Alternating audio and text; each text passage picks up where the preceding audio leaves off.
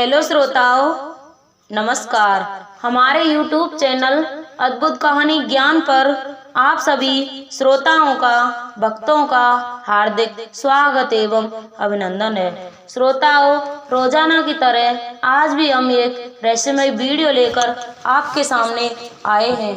आज का वीडियो है हमारा, राम के लिए कैकेयी ने 14 वर्ष का ही वनवास क्यों मांगा था, 13 या 15 का नहीं, क्यों?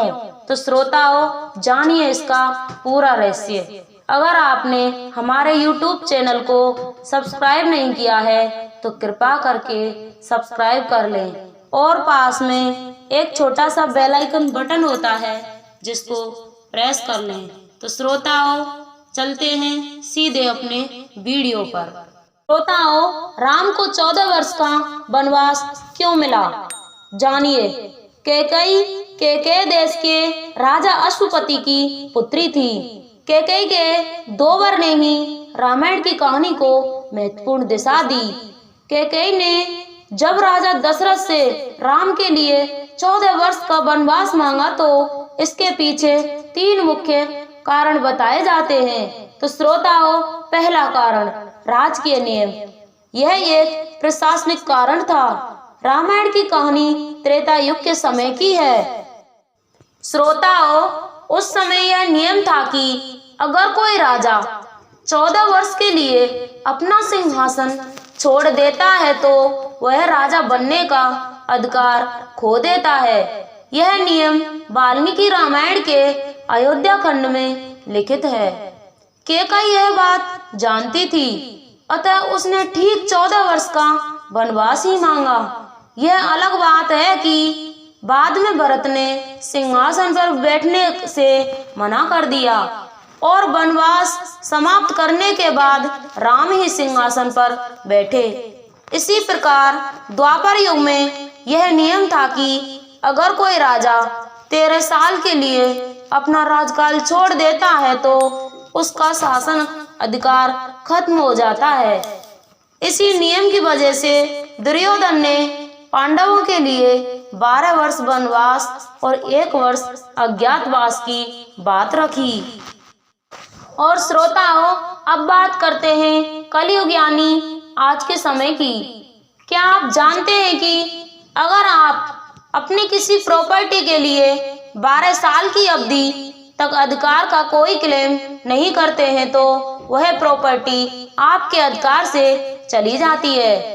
इसी एक्ट के अनुसार प्राइवेट प्रॉपर्टी पर 12 साल और सरकारी प्रॉपर्टी पर 30 साल की अवधि के अंदर अपने अधिकार का क्लेम करना जरूरी है। इसके सत्यता की पुष्टि आप किसी भी कानूनी सलाहकार वकील से कर सकते हैं। तो श्रोताओं, वनवास का दूसरा कारण व्यवहार परिवर्तन।